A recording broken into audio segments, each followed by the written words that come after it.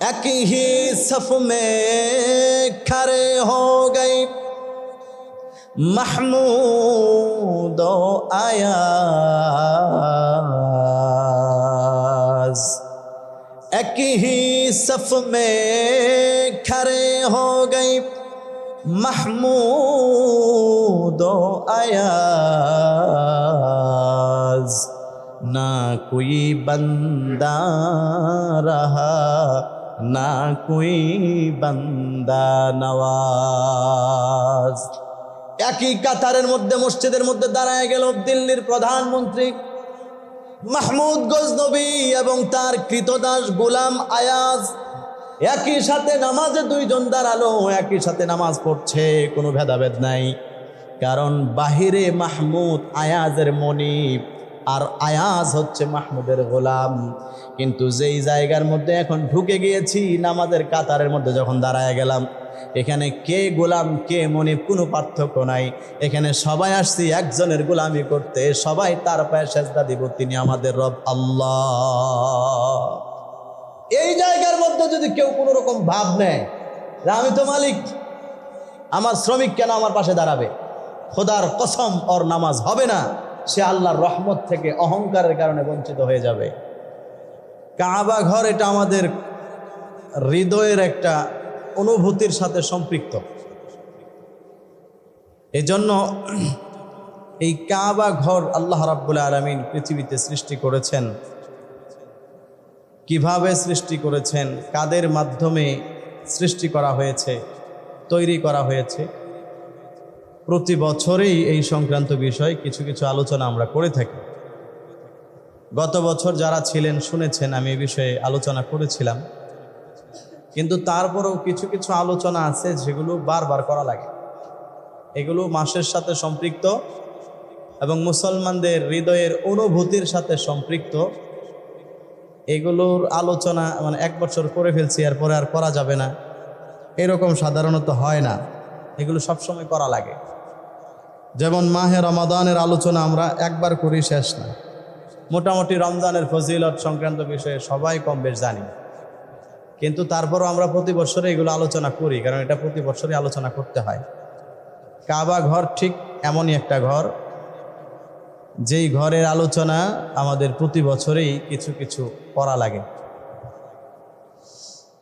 এই পবিত্র ঘরটা হচ্ছে এমন একটা পবিত্র ঘর, যেই ঘরটাকে আল্লাহ তাআলা কোরআনুল কারীমের মধ্যে পৃথিবীর সর্বপ্রথম ঘর হিসাবে ঘোষণা করেছেন। সুবহানাল্লাহ বলেন। আল্লাহ তাআলা কোরআনুল কারীমের মধ্যে বলেন, ক্বালাল্লাহু তাআলা। পিছনে মাইক দেওয়া নেই হুজুর, পিছনে নাকি মাইক দেওয়া নেই, বাইরে বক্সগুলো দিয়ে আসে, বক্সের লাইন দেওয়া হয় না, বক্সের লাইন দেওয়া হয় না, পিছন থেকে একজন বলবেন। আমরা এদিকে খেয়াল করি। সম্মানিত হাজিরিন, যেই কথা বলছিলাম, এই কাবা ঘরকে আল্লাহ তাআলা পৃথিবীর জমিনে, আল্লাহর জমিন সৃষ্টির পরে সর্বপ্রথম ঘর হিসাবে আল্লাহ তাআলা কোরআনে ঘোষণা করেছেন। দলিল কোরআনুল কারীমের সূরা আলে ইমরানের 96 নম্বর আয়াতে আল্লাহ তাআলা বলতেছেন, ক্বালাল্লাহু তাআলা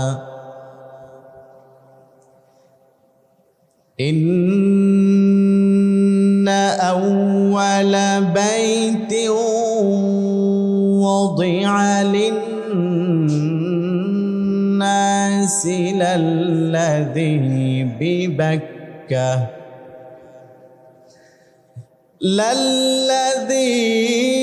বিবাক্কাতা মুবারাকাও ওয়া হুদাল লিল আলামিন।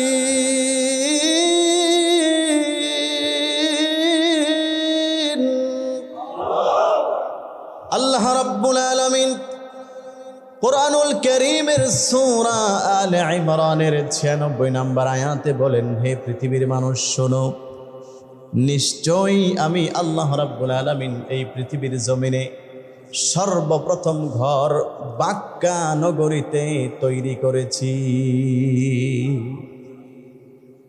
নিশ্চয়ই আল্লাহ তাআলা তাকিদের সাথে বললেন, ইন্না আউওয়ালা বাইতিন, নিশ্চয়ই পৃথিবীর সর্বপ্রথম ঘর, বুদিআ লিন-নাস, যেটা মানুষের জন্য বানানো হয়েছে,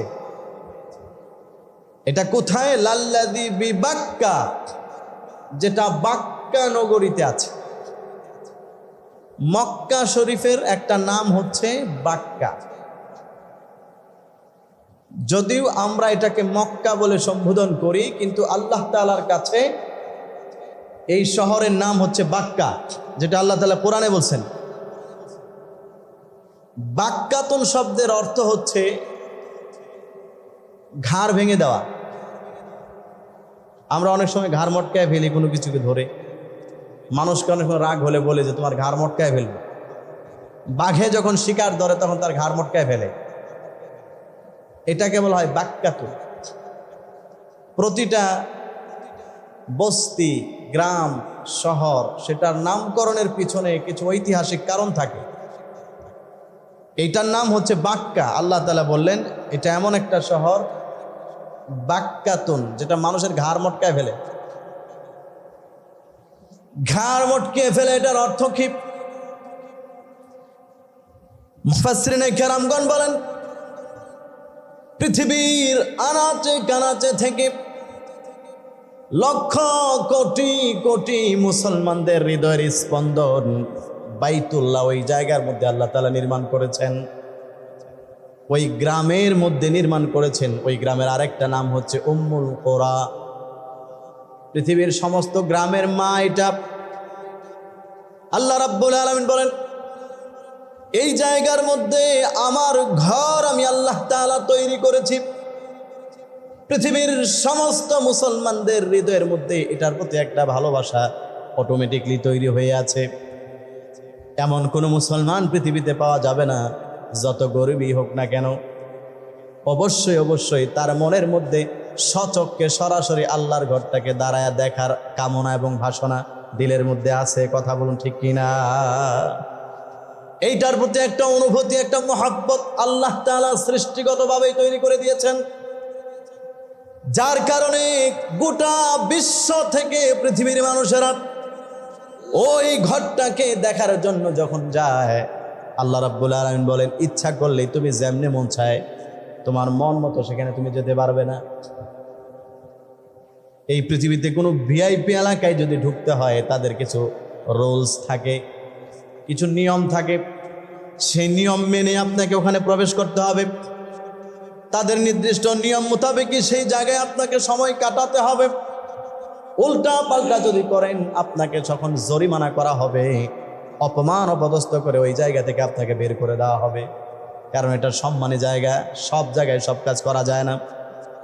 আল্লাহ রাব্বুল আলামিন বলেন আমার ঘর, আমি আল্লাহ তাআলা যেমন মহান, আমার ঘর সেটাও ঠিক ওই রকম মহান, ওই রকম বিশাল এক সম্মানের জায়গা। ওই জায়গার মধ্যে তুমি যেমনে মন চাই অমনে যাইতে পারবা না। ওই জায়গার মধ্যে প্যান্ট আর শার্ট পরে যেতে পারবা না। ওই জায়গার মধ্যে মন চাইলেই তুমি ঢুকতে পারবা না। তুমি যেই হও না কেন ওই জায়গার নির্দিষ্ট কিছু নিয়ম কানুন আছে। আল্লাহ রাব্বুল আলামিন বলেন যখন তুমি সেখানে যাবে, আমার ঘর জিয়ারত করার জন্য হজ করতে যেতে হবে, অথবা তুমি উমরা করতে যাবে, আর সেই হজ আর উমরা করতে গেলে ওইটার একটা ইউনিফর্ম আছে, নির্দিষ্ট একটা কাপড় আছে। ওই কাপড়টার নাম হচ্ছে ইহরাম। ওই ইহরামের দুইটা সাদা কাপড় পরেই তোমাকে যেতে হবে। দুনিয়ার যত বড় ক্ষমতাওয়ালা টাকাওয়ালাই হও না কেন, দ্বিতীয় কোনো মাতাব্বর এখানে কারোর চলে না। আমেরিকার হাজার হাজার কোটি কোটি টাকার মালিক তুমিও যদি আমার আল্লাহর ঘরে যাও, মাত্র দুইটা সেলাই ছাড়া সাদা কাপড় পরে তোমাকে ভিক্ষুকের মতো দাঁড়ায় থাকতে হবে। মাথার চুল তুমি আশ্রাইতে পারবা না, তেল লাগাইতে পারবা না। ওই জায়গার মধ্যে তোমাকে যদি একটা উকুনো কাপড় দেয় ওটারে তুমি মারতে পারবা না। একটা মশাও যদি তোমার কামড় দেয় মারতে পারবা না। কারণ আল্লাহ তাআলা বলেন ওয়ামান দাখালাহু কানা আমিনা। আমি আল্লাহ তাআলা আমার ঘর নির্মাণ করেছি পৃথিবীর মক্কা বাক্কা শরীফে। ওই জায়গাটা আমি আল্লাহ এমন নিরাপদ এবং সম্মানের বানিয়েছি, ওই জায়গার মধ্যে যে প্রবেশ করে সেই আল্লাহর তাআলার নিরাপত্তার চাদরে ঢুকে যায়। আল্লাহ তাআলার নিরাপত্তার চাদরে সে ঢুকে যায়। এই জন্য ওইখানে কেউ কাউকে মারতে পারবে না। ইভেন একটা মশাও যদি তোমাকে কামড় দেয়, সাবধান, ও কামড়াতে থাকবে। সেও আল্লাহর ঘরের চত্বরে হেরেম শরীফে নিরাপদ জায়গায় ঢুকে গেছে, তুমি তাকে মারতে পারবে না। যদি তুমি মারো তাহলে যদি হজ টিকাইতে চাও জরিমানা স্বরূপ দম দিতে হবে, ছাগল অথবা ভেড়া কুরবানি করতে হবে, এটা জরিমানা। কেন মারলা তুমি তাকে? কারণ এটা নিরাপদ জায়গা। আল্লাহ রাব্বুল আলামিন বলেন, মানুষ যখন সেখানে যায় অটোমেটিকলি তার সমস্ত ঘাড় এখানে নত করে দেয়। একজন মানুষ, একটা প্রাণী, তার শরীরের প্রধান হচ্ছে ঘাড়। ওই ঘাড় যখন মটকে দেওয়া হয়, ঘাড় যখন ভেঙে দেওয়া হয়, তখন অটোমেটিকলি সে কিন্তু মাথা নত করতে বাধ্য হয়ে যায়। আল্লাহ রাব্বুল আলামিন বলেন, আমার এই ঘরটা এমন একটা সম্মানিত ঘর, ওই ঘরের মধ্যে যে যাবে তারই মাথা নত করতে এখানে সে বাধ্য, মাথা সে উঁচু করতে পারবে না। মনে করেন কথার কথা, আমাদের দেশের প্রধানমন্ত্রী যদি যায় ওখানে হজ করার জন্য, উমরা করার জন্য, যদি সে কোনো কারণে মনে করে আমি বাংলাদেশের প্রেসিডেন্ট, আমি বাংলাদেশের অনেক বড় একজন নামি দামি মন্ত্রী, আমি সেলাই করা জামা পরিধান করে হজ করব, সেলাই করা জামা পরিধান করে উমরা করব, পৃথিবীর কেউ এটার পক্ষে থাকবে না, সবাই তার বিপক্ষে দাঁড়ায় যাবে। কারণ তুমি যেই জায়গার মধ্যে আসছো এটা হচ্ছে আল্লাহর ঘর। আর আল্লাহর ঘরের মধ্যে যখন কেউ ঢুকে তখন তার সমস্ত নেতাগিরি আর ক্ষমতা মসজিদের বাইরে জুতার সাথে রাইখা তারপরে গোলাম আর দাসের মতো ওই জায়গার মধ্যে ঢুকা লাগে, মাতাব্বরি চলে না। এই যে আমাদের এই মসজিদগুলো, গ্রামের মসজিদগুলো, এই জায়গার মধ্যেও যখন আমরা ঢুকি সমস্ত ক্ষমতা সব কিছু মসজিদের বাহিরে রাইখা নিতান্ত একজন দাস আর গোলামের মতো মসজিদে যারা ঢুকবে তাদের জন্য আল্লাহর রহমত বরাদ্দ হবে। ঠিক কিনা বলেন? কারণ মসজিদে ঢোকার সময় দোয়া পড়ি, আল্লাহুম্মা ইফতাহ লি আবওয়াবা রাহমাতিক, আল্লাহ তুমি আমার জন্য তোমার রহমতের সমস্ত দরজাগুলো খুলে দাও। সুবহানাল্লাহ বলেন। যখন ঢুকি মসজিদে এই দোয়া পড়ে, তার মানে মসজিদের সভাপতি সেও যখন ঢুকবে মসজিদে, কোন রকম সভাপতি আমি, আমার একটা এক্সট্রা পাওয়ার আছে এখানে, এই পাওয়ার নিয়ে যদি মসজিদে ঢুকে সে আল্লাহর রহমত থেকে অটোমেটিক বঞ্চিত হয়ে যাবে। কর্মকর্তা সদস্য যদি মসজিদে ওই রকম মন মানসিকতা নিয়ে ঢুকে যে আমি এখানে একজন দায়িত্বশীল, আমার একটা এক্সট্রা সম্মান আর মর্যাদা আছে, তাহলে সে আল্লাহর রহমত থেকে বঞ্চিত হবে। কারণ আল্লাহ তাআলা বলেছেন এই ঘর আমার ঘর, আমার ঘরের মধ্যে যারা আসবে সবগুলো আমার গোলাম। সভাপতিও আমার গোলাম, গার্মেন্টস থেকে যে আসছে সেও আমার গোলাম, রিক্সা চালায় রিক্সাটা মসজিদের সামনে রাইখা ওযু করে যে ঢুকছে সেও আমার গোলাম, এলাকার 10 তলা বাড়িওয়ালা যে ঢুকছে সেও আমার গোলাম। সব জায়গার বাহিরের মধ্যে দ্বিধাদ্বন্দ্ব, সাদা কালো, ধনী গরিব, টাকা গরিব ইত্যাদির পার্থক্য থাকতে পারে, মসজিদে যখন ঢুকবে কোনো পার্থক্য নাই, সবাই গোলামের মতো আল্লাহর সামনে এক কাতারে দাঁড়ায় যাবে। কথা বলুন ঠিক কিনা? এজন্য আমার ভাইয়েরা, সুলতান মাহমুদ গজনবী বাদশাহ, অনেক বড় একজন নামকরা প্রেসিডেন্ট, উনি একবার মসজিদের মধ্যে ঢুকলেন। প্রধানমন্ত্রী যখন মসজিদে ঢুকেছেন, সম্মানী মানুষ, সবাই তাকে সম্মান দিয়ে সামনে নিয়ে এসে দাঁড় করিয়ে দিল। আমরাও দুনিয়াতে কোনো সভাপতি, সেক্রেটারি, ক্যাশিয়ার সম্মানী মানুষ যেহেতু, কিন্তু উনি নিজে কিন্তু এরকম ভাব নিয়ে ঢুকতে পারবে না।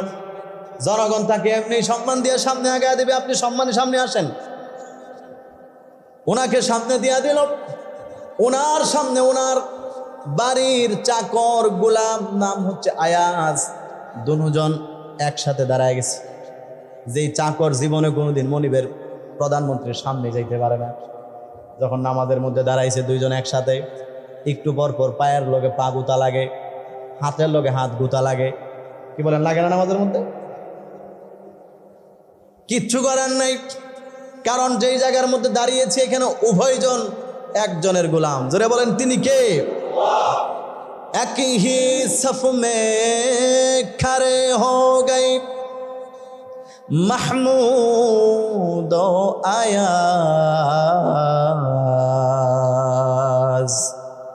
एक ही सफ में खड़े हो गई महमूद आयाज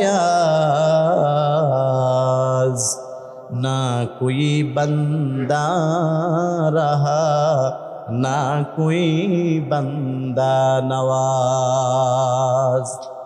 একই কাতারের মধ্যে মসজিদের মধ্যে দাঁড়ায় গেল দিল্লির প্রধানমন্ত্রী মাহমুদ গজনবী এবং তার কৃতদাস গোলাম আয়াজ। একই সাথে নামাজে দুইজন দাঁড়ালো, একই সাথে নামাজ পড়ছে, কোনো ভেদাভেদ নাই। কারণ বাহিরে মাহমুদ আয়াজের মনিব আর আয়াজ হচ্ছে মাহমুদের গোলাম। কিন্তু যেই জায়গার মধ্যে এখন ঢুকে গিয়েছি, নামাজের কাতারের মধ্যে যখন দাঁড়ায় গেলাম, এখানে কে গোলাম কে মনিব কোনো পার্থক্য নাই। এখানে সবাই আসছি একজনের গোলামি করতে, সবাই তার পায়ে সেজদা দিব, তিনি আমাদের রব আল্লাহ। এই জায়গার মধ্যে যদি কেউ কোনো রকম ভাব নেয় যে আমি তো মালিক, আমার শ্রমিক কেন আমার পাশে দাঁড়াবে, খোদার কসম ওর নামাজ হবে না, সে আল্লাহর রহমত থেকে অহংকারের কারণে বঞ্চিত হয়ে যাবে। কারণ এই জায়গায় ঢুকলে কিছু নিয়ম কারণ আছে, কি বলেন, আছে না নাই? এই যে কথার কথা, মসজিদের সামনের কথা, মুয়াজ্জিন সাহেব ইমাম সাহেবের পিছনে দাঁড়ায়, এটার একটা যুক্তিকতা আছে। নামাজ যদি কোনো কারণে ভেঙে যায় যেন তাকে টান দিয়ে দাঁড় করাইতে পারে, একামত দিতে হবে। এই কারণে ওনাকে সম্মানার্থে ইমামের বরাবর পিছনে একটা জায়নামাজ রাখা হয়, দাঁড়ানো হয়। এছাড়া যেই কোনো জায়গায় যেই কোনো মানুষ যেই কোনো সময় বসার অধিকার রাখে। এই যে এই জায়গার মধ্যে যদি একজন লোক একেবারে সমাজের মনে করেন তারা কেউ কোনো পাত্তা দেয় না, কোনো দাম দেয় না, এখানে যদি আইসা বসে, আপনি তারা উঠাই দিতে পারবেন? পারবেন না। কারণ এই জন্য আপনিও গোলাম, সেও গোলাম, পরিচয় দুজনেরই গোলাম, হিসাব বরাবর, তুমিও গোলাম আমিও গোলাম। যা আছে সব বাহিরে, ওই জুতার সাথে রেখে তারপরে মসজিদের ভিতরে ঢুকছে। আবার যখন বের হয়ে যাবেন তখন বাপসাপ নিয়ে সমস্যা নেই। কিন্তু যখন ভিতরে ঢুকে গেছেন, কাতারে বসে গেছেন, তখন কেউ কারোর সাথে কোনো রকম পার্থক্য নাই। এখানে আমিও গোলাম, আপনারাও গোলাম, আল্লাহর গোলামি করার জন্য আসছে। তো কাবা শরীফে যখন মানুষ যায়, ওইখানে অটোমেটিকলি গোলামির কারণে তার ঘাটটা ভেঙে দেওয়া হয়। ঠিক তেমনিভাবে কাবা শরীফের শাখা প্রশাখা পৃথিবীর সমস্ত মসজিদগুলা, এইখানেও যখন মানুষ ঢুকে তখনও তার ঘাড় ভেঙে দেয়। যদি কেউ ঘাড় ভাঙতে না পারে, এখানে ঘাড় ভাঙে মানে আবার কেউ মনে করেন না যে ঘাড় মনে ঘোরায় টোরে ভেঙে দিল। এটা হচ্ছে রূপক অর্থে ঘাড় ভেঙে দেওয়া। মানুষের অহংকার, অহমিকা, তাকাব্বুর, টাকা পয়সার বড়াই, ক্ষমতার বড়াই, এই যে একটা ঘাড়, এই ঘাটটাকে মটকা দেয় এখানে ঢুকলে। আল্লাহ তাআলা বলেন আল্লাযী বিবাক্কাতা, আমার ওই ঘাড় ভেঙে ফেলে ওই শহরে ঘরটা বানাইছি, কারণ ওখানে যারা যায় সবার ঘাড় ভেঙে দেয়। তার মন মতো চলতে পারে না, সে যেই হোক, পৃথিবীর যেই কোনো প্রান্ত থেকে আসুক, সে যদি সৌদির বাদশাহ হয়, দুবাইয়ের বড় শায়েক হয়, কোনো কিছু কাজ আসবে না। আপনি এখানে কাপড় একটাই পরতে হবে, তা আবার সেলাই ছাড়া। উপরে একটা চাদর এভাবে পেঁচ দিয়ে রাখবেন, সেলাই ছাড়া। যদি বলেন যে আমি একটু সেলাই করে পরি, হবে না। হ্যাঁ, পড়তে পারেন, তবে এখান থেকে বের হয়ে যান। হজের যেই কাজ করতে আসছেন, ওমরার যেই কাজ করতে আসছেন, ওই কাজ বাদ দিয়ে তখন গিয়ে পড়েন। কিন্তু যখন এইটার কাজে থাকবেন, যেই কাজের জন্য আসছেন উমরা করতে, তওয়াফ করতে, তখন কিন্তু আপনি লুঙ্গি বইরা সেলাইযুক্ত লুঙ্গি আর শার্ট পরে তওয়াফ করা যায়? তখন কিন্তু উমরার ইহরামের কাপড় ঠিকই পরতে হবে। এটাই আল্লাহ তাআলা বলছেন আল্লাযী বিবাক্কাতা, যেটাকে আমি আল্লাহ তাআলা মানুষের ঘাড় মটকায় দেয় বাক্কা নগরী, সেখানে বানিয়েছি। মুবারাকান, আল্লাহ তাআলা এই ঘরের দুইটা গুণ উল্লেখ করছেন। এক নম্বর হচ্ছে এটা খুব বরকতপূর্ণ জায়গা। মক্কা নগরী আসমানের আল্লাহর আরশ থেকে আল্লাহ তাআলা একটা শান্তি তার অন্তরের মধ্যে নাজিল করে দেয়, যার কারণে দুনিয়ার এই গরম এই সমস্ত কষ্ট তার কাছে কষ্টই মনে হয়। আল্লাহ তাআলা এই কথাই বলছেন মুবারাকান, বরকতপূর্ণ জায়গা। আরেকটা ব্যাখ্যা হচ্ছে এখানে এমন বরকত আল্লাহ তাআলা দিয়েছেন, খাবার দাবার পানীয় পৃথিবীর অন্য কোনো জায়গায় যদিও আপনি না পান, মক্কা নগরীতে গেলে ঠিকই আপনি সেখানে সব কিছু পেয়ে যাবেন, এবং সেটা 100% পিওর, 100% খাঁটি জিনিসগুলো পাবেন। কথার কথা, তরমুজ আমাদের দেশে উৎপাদন হয়, আমরা একদম আমাদের পাশেই যে কোনো জেলায় হয়, ভোলায় হয়, বরিশালে হয়, বিভিন্ন জায়গায় হয়। আমাদের দেশ থেকে, আমাদের ঢাকা থেকে সর্বোচ্চ গাজীপুর থেকে 300-400 কিলোমিটার দূরে অথবা 500 কিলো দূরে, এই 500 কিলো দূর থেকে একটা ফল আমাদের এই ভোগরা আড়তে আসে, ওখান থেকে আমরা কিনে খাই। কিন্তু সবগুলোই কি 100% খাঁটি খাই? 100% পিওর এবং অথেন্টিক প্রোডাক্ট এরকম গ্যারান্টি কেউ দিতে পারি আমরা? ভেজাল থাকার সম্ভাবনা আছে। কিন্তু বাংলাদেশ থেকেও যদি কোনো জিনিস সেই সৌদিতে যায় হাজার হাজার কিলোমিটার দূরে, কিন্তু তারা 100% গ্যারান্টি দিতে পারে যে না, যেটা খাইতেছি এটা 100% পিওর, খাঁটি, কোনো ভেজাল নাই। কারণ আল্লাহ তাআলা বলেন এটা বরকতপূর্ণ জায়গা, ভেজাল নিয়ে কেউ এই জায়গার মধ্যে ঢুকতে পারে না।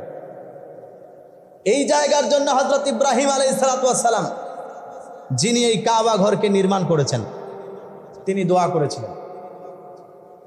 ইব্রাহিম আলাইহিস সালামের দোয়া আল্লাহ তাআলা কবুল করছেন।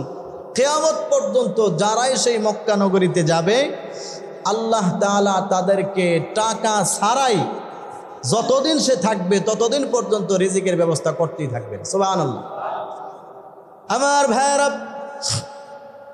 কোরআনুল কারীমের মধ্যে আল্লাহ রাব্বুল আলামিন ইব্রাহিম আলাইহিস সালামের সেই ঐতিহাসিক দোয়াটা উল্লেখ করেছেন। ইব্রাহিম আলাইহিস সালাম কাবা শরীফের পাশে দাঁড়িয়ে দোয়া করেছিলেন, রব্বুল আলামিন এই যে জায়গাটা, যেই জায়গার মধ্যে একেবারেই জনমানব শূন্যহীন একটা এলাকা, কিচ্ছু নাই, রব্বি জাআল হাদাল বালাদা আমিনা, আপনি এটাকে একটা নিরাপদ শহর বানায় দেন।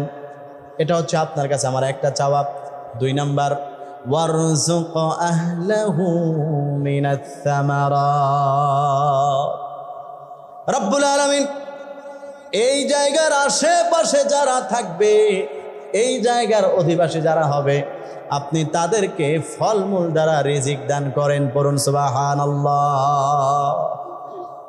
আজ থেকে প্রায় 5000 বছরের উপরে আগে দোয়া করছেন। কারণ ইব্রাহিম আলাইহিস সালামের দোয়ার 3500 বছর পরে আমাদের নবীজি দুনিয়াতে আসছেন, আর নবীজি দুনিয়া থেকে বিদায় হয়ে গেছেন প্রায় 1500 বছর। তাহলে 3.5 আর 15 প্রায় 5000 বছরের মতো। ওই 5000 বছর আগে দোয়া করছেন, আল্লাহ এখানে যারা থাকবে, ওয়ারযুক আহলাহু, এটার অধিবাসী, এখানে আশেপাশে যারা থাকবে আপনি তাদেরকে রিজিক দেন। আল্লাহ তাআলা সাথে সাথে দোয়া কবুল করছেন। এই কারণে কোনো হাজী সাহেব, কোনো উমরাকারী যদি মনে করে যে আমি নিজের টাকাতে কিনে কিচ্ছু খাবো না, সম্পূর্ণ ফ্রি খাবো, 1 টাকাও নিজের পকেট থেকে খাওয়া বাবদ ব্যয় করবো না, যারা হজে উমরায় গেছেন আপনারা বলেন তো সেই জায়গায় এই ব্যবস্থা আছে না নাই? আছে। কিয়ামত পর্যন্তই থাকবে। এখানে যে ঢুকবে আল্লাহ তাআলার নিজামের মধ্যে অটোমেটিকলি তার রিজিক আল্লাহ বরাদ্দ করে দেয়। সে যদি মনে করে আমার 1 টাকা খরচ করবো না, তাও সমস্যা নাই। যদি সারা বৎসর থাকে ফ্রি খাবে, সারা বৎসরই সে এখানে ফ্রি খাইতে পারবে। ওই রকম মেহমানদারি, ওই রকম আতিথেয়তা পরায়ণ ব্যক্তি এবং লোককে আল্লাহ তাআলা মুহূর্তে মুহূর্তে সেই জায়গার মধ্যে প্রেরণ করে। কোত্থেকে আসে দুনিয়ার কেউ জানে না। ওইভাবেই আল্লাহর বান্দাদেরকে তৈরি করে দেন। কারা আসে, কারা দিয়ে যায়, কোত্থেকে আসে, কোন কোম্পানি থেকে আসে, অনেক সময় সেগুলো পর্যন্ত গোপন করে শুধুমাত্র মানুষকে খেদমত করতেছে, যে আল্লাহর ঘর দেখতে আসছে, তারা আল্লাহর ঘরের মেহমান। এই জন্য আল্লাহ তাআলা কবুল করছেন ওইভাবে, যে আল্লাহ আপনি এখানে যারা আসবে তাদেরকে রিজিক দেন। আল্লাহ তাআলা কবুল করছেন। যত ধরনের ফল হতে পারে, একেবারে অথেন্টিক পিওর যে কোনো খাবার, সেটা বিশ্বের অন্য কোনো জায়গায় না পাওয়া গেলেও মক্কা নগরীতে আপনি পেয়ে যাবেন। কারণ এটা আল্লাহ তাআলার কোরআনের ঘোষণা। সম্মানিত হাজিরিন, এটা হচ্ছে পৃথিবীর সর্বপ্রথম ঘর। এই যে ঘরটা, এটার 50,000 বছর পরে পৃথিবীতে আরেকটা ঘর নির্মাণ করা হয়েছে, সেটা হচ্ছে পৃথিবীর দ্বিতীয় ঘর। এটা হচ্ছে বাইতুল মুকাদ্দাস, যেটা বর্তমানে জেরুজালেমে ইহুদিরা দখল করতে চায়, ইহুদিরা দখল করে আছে অলরেডি। মুহতারাম হাজিরিন, এই যে বাইতুল মুকাদ্দাস এবং বাইতুল্লাহ, এই 2 ঘরের মধ্যে একটা পার্থক্য আছে। তাফসিরের মধ্যে আছে যে বাইতুল্লাহ এবং এই যে আল্লাহ তাআলার ঘর কাবা শরীফ, এই 2টার মধ্যে কোনটা বেশি শ্রেষ্ঠ? উত্তর হচ্ছে অবশ্যই বাইতুল্লাহ বেশি শ্রেষ্ঠ। তাফসিরের মধ্যে আছে ইহুদিরা বলা বলি করত যেহেতু তারা ঈসা আলাইহিস সালামের অনুসারী ছিলেন, এই জন্য মুসলমানদের সাথে বলা বলি করত, তোমরা এমন একটা ঘরের দিকে ফিরে নামাজ পড়ো, কাবা শরীফ, আমাদের সেই বাইতুল মুকাদ্দাস। ওইটা কিন্তু আরো বেশি শ্রেষ্ঠ, কারণ এটা হচ্ছে পৃথিবীর প্রথম পুরাতন ঘর, এবং এটা হচ্ছে এমন একটা ঘর যে ঘরের আশেপাশে আল্লাহ তাআলা লক্ষ লক্ষ নবী রাসূল প্রেরণ করেছেন। কোরআনুল কারীমের মধ্যে আল্লাহ তাআলা সেই কথা বলিয়েছেন, আমি আপনাদেরকে অলরেডি আলোচনা করে শুনিয়েছি। আল্লাহ তাআলা বলেন, আল্লাযী বারাকনা হাওলাহু, যেই বাইতুল মুকাদ্দাসের আশেপাশে আমি আল্লাহ বরকত দান করেছি। কোরআনুল কারীমে এই দুইটা ঘরের কথা আল্লাহ বলেন, এখানে আমি বরকত দিয়েছি। আল্লাহ তাআলা এক নম্বর বললেন পৃথিবীর প্রথম ঘর মুবারাকান, যেই ঘরের আশেপাশে আমি আল্লাহ তাআলা বরকত দিয়ে রেখেছি, সেই মক্কা শরীফ বরকতের অভাব নাই। আরেকটা হচ্ছে সেই বাইতুল মুকাদ্দাস, ওইটার আশেপাশেও কোনো বরকতের অভাব নাই। আমি আল্লাহ লক্ষ কোটি কোটি অজস্র বরকত সেখানে দিয়ে রেখেছি। ওইটা হচ্ছে পৃথিবীর ঘর। ইহুদিরা বলতো এটা পৃথিবীর প্রথম ঘর। মুসলমান, তোমরা কাবার দিকে ফিরে নামাজ পড়ো, আমাদের বাইতুল মুকাদ্দাস আরো বেশি শ্রেষ্ঠ। আমাদের বাইতুল মুকাদ্দাসের পাশে লক্ষ লক্ষ নবী রাসূল এসেছেন, এই জন্য কাবার চাইতে ওইটা বেশি দামি। আল্লাহ রাব্বুল আলামিন যখন কাফেররা ইহুদিরা এরকম তর্ক বিতর্ক তৈরি করলো, আল্লাহ তাআলা তখন নবীজির উপর আয়াত নাজিল করলেন, ইন্না আউওয়ালা বাইতিন উযিআ লিন-নাস লাল্লাযী বিবাক্কাতা মুবারাকান ওয়া হুদাল লিল-আলামিন। আল্লাহ রাব্বুল আলামিন বলেন, পৃথিবীর সমস্ত মানুষেরা শোনো, ইহুদিরা খ্রিস্টানরা সবাই শোনো, তোমাদের সেই বাইতুল মুকাদ্দাস প্রথম ঘর নয়, বরং আমি আল্লাহ রাব্বুল আলামিন পৃথিবীর সর্বপ্রথম ঘর এই বাইতুল্লাহকে আমি তৈরি করেছি। তাফসীরের মধ্যে আছে বাইতুল্লাহ নির্মাণ কিভাবে হলো। আল্লাহ তাআলা পৃথিবী তৈরির আগে আল্লাহ তাআলা এখানে ফেরেশতাদের মাধ্যমে বাইতুল্লাহ, এই কাবা ঘর নির্মাণ করেছিলেন। পরবর্তীতে পৃথিবীর মাটি আবাদ হওয়ার পরে আদম আলাইহিস সালামকে দিয়ে আল্লাহ তাআলা ঘর তৈরি করেছেন। তবে এটাই ছিল প্রথম ঘর যেটা মানুষের ইবাদতের জন্য বানানো হয়েছে। আদম আলাইহিস সালামকে আল্লাহ তাআলা দুনিয়াতে পাঠানোর পরেই, কারণ আদম আলাইহিস সালাম তো দুনিয়াতে আসার পরে ছোট বাচ্চাদের মতো বড় হয় নাই, ওনাকে তো আল্লাহ তাআলা সরাসরি জান্নাত থেকে বের করে দিয়েছেন। হাওয়া আলাইহিস সালামকে জান্নাতে বিয়ে করছেন, তাহলে উনি কি ছোট মানুষ না বড় মানুষ? আগে থেকেই বড়। জান্নাত থেকে যখন বের করে দিছেন আল্লাহ তাআলা, তখন ওনাকে বললেন, যখন ওনাকে মাফ করছেন তাওবা করার পরে, যে আমার ইবাদত বন্দেগী করতে হবে তোমাকে, এজন্য আমার একটা ঘর বানাও। কোথায় বানাবো? আল্লাহ তাআলা বলেন, আমার ফেরেশতারা বানাইছিল, ওইটার সেই ভীমগুলো, ফাউন্ডেশনটা নিচে এখনো আছে। ওই মক্কা শরীফে ওই কাবার একটা জায়গা ফাউন্ডেশন আছে, ওইখানে একটা ঘর বানাও। ছোট্ট একটা ঘর, ঘর তো খুব বেশি বড় না। কাবা শরীফের সাইজ কি আমরা এই ঘরের মতো বিশাল বড়? এত বড় তো না, ছোট্ট ঘর। কিন্তু আল্লাহ তাআলার নিজস্ব ব্যক্তিদের মাধ্যমে, আল্লাহ তাআলার প্রিয় পয়গম্বরদের মাধ্যমে নির্মাণ করা ঘর, এই জন্য এটার দাম অনেক বেশি। তো আদম আলাইহিস সালাম প্রথমে ঘর বানালেন। পরবর্তীতে আদম আলাইহিস সালামের পরে হযরত নূহ আলাইহিস সালামের প্লাবনের সময়, যেহেতু গোটা পৃথিবী পানির নিচে ছিল প্রায় 40 দিন পর্যন্ত, সব কিছু একেবারেই ভেঙে তছনছ হয়ে গেছে। এরপরে ইব্রাহিম আলাইহিস সালাম যখন দুনিয়াতে আসলেন, তখন মরুভূমির বালির নিচে পড়া ছিল, কাবা শরীফের কোনো অস্তিত্ব ছিল না। আল্লাহ তাআলা ওনাকে বললেন যে তুমি মক্কায় গিয়ে অমুক জায়গায় খুঁজে দেখো, মাটি ঘুরতে থাকো, এখানে একটা ফাউন্ডেশন পাবে। এটা হচ্ছে আমি আল্লাহ তাআলার দুনিয়াতে আমার সরাসরি ঘর। সুবহানাল্লাহ বলেন। ওইটারে তুমি পুনর্নির্মাণ করো। এই জন্য আল্লাহ তাআলা কোরআনুল কারীমের মধ্যে সব জায়গায় ইব্রাহিম আলাইহিস সালামের পুনর্নির্মাণের কথা বলেছেন। ইব্রাহিম আলাইহিস সালাম নিজে পরিপূর্ণ নির্মাণ করেন নাই, পুনর্নির্মাণ, অর্থাৎ আগে থেকে নির্মাণ করা ছিল, ভাঙ্গাটারে পরে উনি কি করছেন? ঠিক করছেন, মেরামত করছেন। এই জন্য আল্লাহ বলছেন, ওয়াইদ ইয়ারফাউ ইব্রাহিমুল কাওয়াইদা মিনাল বাইত। ইব্রাহিম আলাইহিস সালাম যখন কাবা ঘরের ভীমগুলোকে সোজা করছেন, যেগুলো প্লাবনে ভাঙে একদম সোজা হয়ে গেছে, সমান হয়ে গেছে, এগুলোকে সব সোজা করলেন, এবং সেই জায়গার মধ্যে ওনার সহযোগী হিসাবে পাথর আগায়া দেওয়া, বালু আগায়া দেওয়া, এবং মিক্স করার জন্য সিমেন্ট, যেটাকে বলি, তখন তো আর সিমেন্ট ছিল না, যেটা দিয়ে বানাইছেন ওইটা আর কি। এই মিক্স করার জন্য যা ছিল ওই যুগালির কাজ হেল্পার হিসাবে সম্পূর্ণ সহযোগিতা করেছিলেন ওনার ছেলে হজরত ইসমাঈল আলাইহিস সালাতু ওয়াস সালাম। সুবহানাল্লাহ।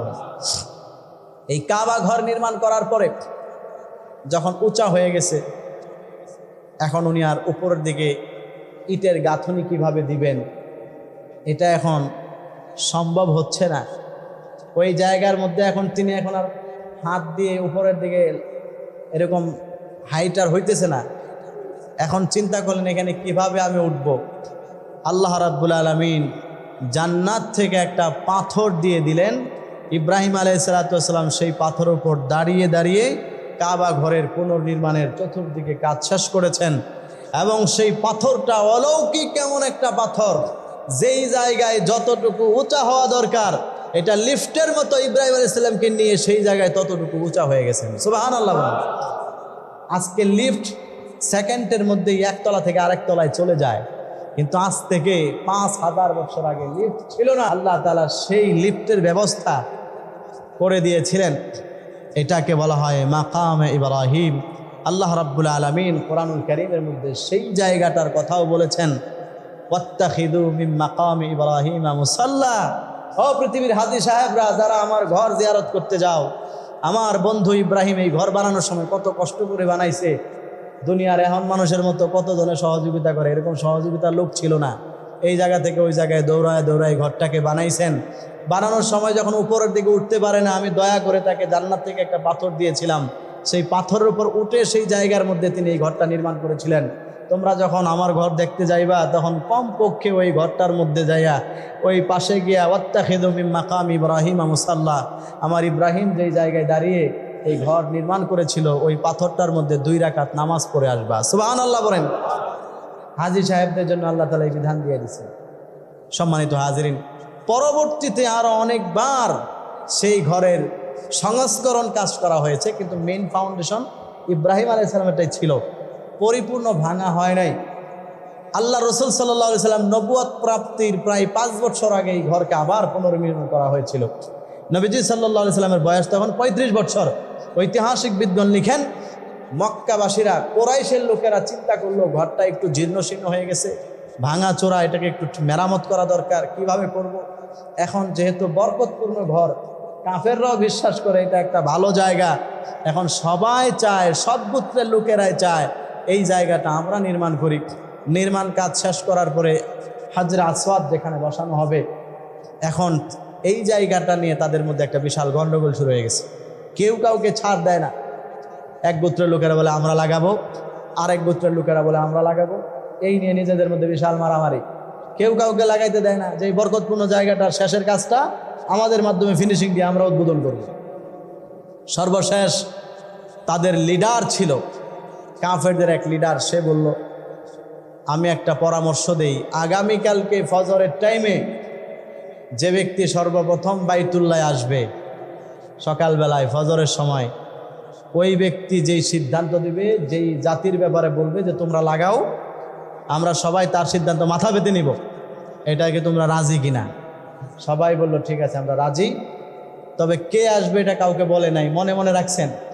সবাই আশেপাশে দাঁড়ায় দেখতেছে কে পরের দিন ফজরের টাইমে আগে মসজিদে ঢুকে। তখন তারা তাকায় দেখলেন সর্বপ্রথম আপনার আমার নবী, বিশ্ব নবী মুহাম্মদুর রাসূলুল্লাহ ফজরের টাইমে আল্লাহর ঘর মসজিদে ঢুকে গেছেন। সুবহানাল্লাহ বলেন। লোকেরা খুশিতে একেবারে বাকবাকম, মাশাআল্লাহ।